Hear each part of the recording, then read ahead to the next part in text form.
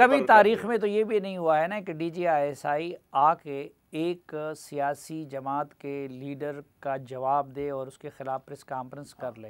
तो इसलिए बहुत अच्छा आपने, क्यों आया DGI, क्यों उसको बात करनी पड़ी? आपको पता है अरशद शरीफ शहीद के कत्ल के बाद क्या प्लानिंग थी?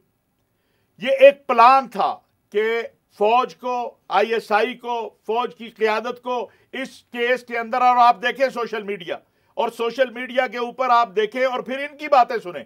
अगर इनको कातिल मालूम है, इमरान खान साहब ने कहा मुझे कातिल मालूम है, मैं कहता हूं खान साहब आइए ना, बताइए उनका नाम ले जिन्होंने कत्ल किया है।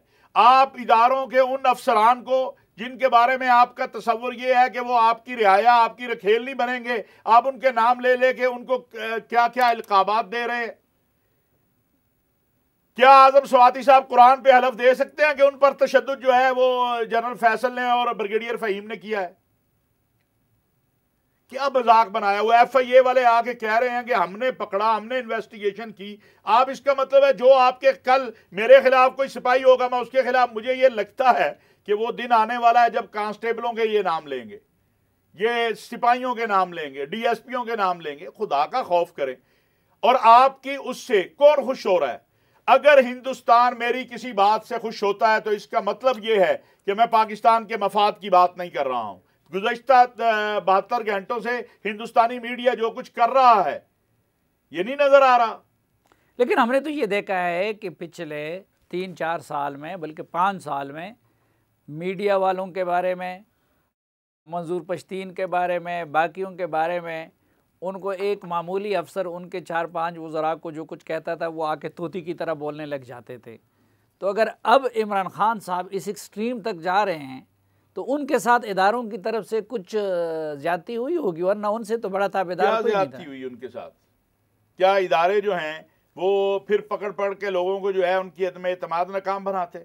या आज इदारे जो हैं वो उनको ये यकीन दहानी दे दें कि आपको 2/3 मिल जाएगी, फिर सारे बड़े अच्छे हो जाएंगे, ये सारे शाह वलीउल्लाह हो जाएंगे जिन पे आज स्टैंप लगाई जा रही है कि ये बहुत बुरे हैं। बात यह है कि साहब क्यों आया जनरल नदीम अंजुम, क्यों आया प्रेस कॉन्फ्रेंस करने? ये कौम को पूछना चाहिए कि ये नौबत क्यों आई है, किस वजह से आई है। मुझे दुख है, नहीं आना चाहिए था उन्हें। लेकिन जब आपने एक प्लानिंग के तहत, आप शुरू कहां से हुए, न्यूट्रल जानवर, मीर जाफर, मीर सादिक करते करते अरशद शरीफ शहीद हो गया। अरशद शरीफ अगर पाकिस्तान में रहता उसको कुछ ना होता, मैं आपको ये दावे से कह सकता हूं। लेकिन अरशद शरीफ को आ जाएगी सारी चीजें सामने, और मेरे मुल्क के इदारे इतने ताकतवर हैं वो हकायक को सामने ले आएंगे। ये पाकिस्तान दुश्मन कुव्वतों की एक प्लानिंग थी जिसका मकसूद सिर्फ ये था कि पाकिस्तान की फौज को और पाकिस्तान के इदारों को और फौज के और इदारे के जो मुतलका लोग हैं, जिम्मेदार लोग हैं, उनके ऊपर। लेकिन पाकिस्तान के अंदर भी तो बहुत सारे जर्नलिस्ट मारे गए, और अरशद शरीफ जाने पे क्यों मजबूर हुआ? देखिए बात यह है कि क्या वो सारे फोरम जो अरशद शरीफ साहब से कह रहे थे कि आए, सबके साथ वो राब्ते के अंदर थे? उनको डराया किसने? उनको भागने पे यहां से मजबूर किसने किया? FIR तो औरों पर भी हुई, किसने थ्रेट निकाला? वो जो है जिसके बारे में हमारे कल राना सनाउल्लाह साहब ने आपके प्रोग्राम में बताया है, बाकी भी, कि वो थ्रेट अलर्ट कहां से था? कौन सी TTP? आप मेरे से बहुत ज्यादा TTP को जानते हैं। क्या TTP ने कोई वहां से लेटर जारी किया है? नहीं, TTP ने तो अब ये कह दिया कि हमारी तरफ से उनको कोई थ्रेट नहीं था। तो फिर उस अफसर को बुला के पूछना चाहिए ना कि उसने किसके कहने पे ये थ्रेट अलर्ट जारी किया था। ये मजाक है। एक देखिए कितना बड़ा जुल्म है कि एक ऐसा शख्स जिससे मुझे इख्तलाफ हो सकता है, और अरशद शरीफ कौन था? जरा सोचिए ना, अरशद शरीफ ने कभी फौज के खिलाफ बात की थी? अरशद शरीफ तो हमेशा फौज के दिफा में खड़ा रहता था। तो उनके मारने वालों ने एक तीर से कई शिकार किए हैं। तो अब जब उन जैसे लोग भी खिलाफ हो गए, अरशद शरीफ ने कभी नहीं, तो इसका मतलब ये कि इस तरफ से भी कोई गलती हुई होगी। अरशद शरीफ को इनको गलत फीड किया जाता है, गलत बताया जाता है। और एक बदकिस्मती ये हुई है, मैं इसको मानता हूं, कि जो हकायक की दुनिया थी वो हकायक इदारे ने एकदम अपने आप को पीछे कर लिया। उन्होंने कहा जो मर्जी कहते रहे, हम अपना काम कर रहे हैं। अब जब हमने सियासी मैदान में आना ही नहीं है तो हम क्यों सवाइयां दें?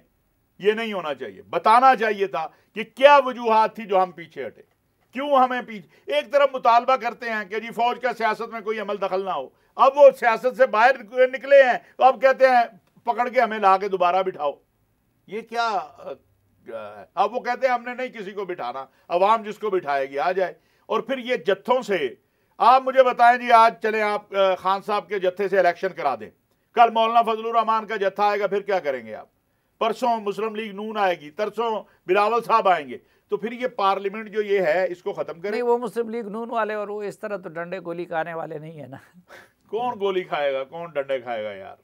क्यों कौम के बच्चों को जो है वो उन बिचारों वो तो इस तरह जत्थे नहीं ला सकते ना, मौलाना फजलुर रहमान ला सकते हैं। बात ये है कि अगर इमरान खान साहब जितने भी लोग ले आए, चले टीएलपी का ला जाती है, मौलाना आ जाते हैं, एक मिनट आप इन सबको एक तरफ रख दें, आप तय कर ले एक महीने में, मैं एक महीना कह रहा हूं कि जो बड़ा जत्था ले आए उसको हुकूमत दे दें, तय कर लें आज, ये पार्लियामान खत्म करें, इस पे जत्था हाउस लिख ले और इजाजत दे दें मौलाना मसूद अजहर को, हाफिज सईद को, मौलाना फजलुर रहमान को, फजलुर रहमान खलील साहब को, कि सबको खुला ओपन कर दे कि जो बड़ा जत्था ले आए और वो आके हुकूमत कर ले, फिर देख लें खान साहब का कितना बड़ा तो फिर बड़ा खतरनाक हो जाएगा। उनके अक्सर लोग तो वैसे भी जमीन पे सोने के और गारों में रहने के आदी है बहुत। अगर जत्थों में आपने हुकूमत देनी है तो मैं समझता हूँ फिर इस मुल्क के अंदर उनकी हुकूमत सबसे पहले बन जाएगी और लोगों में उनकी महबूबियत खान साहब से ज्यादा है।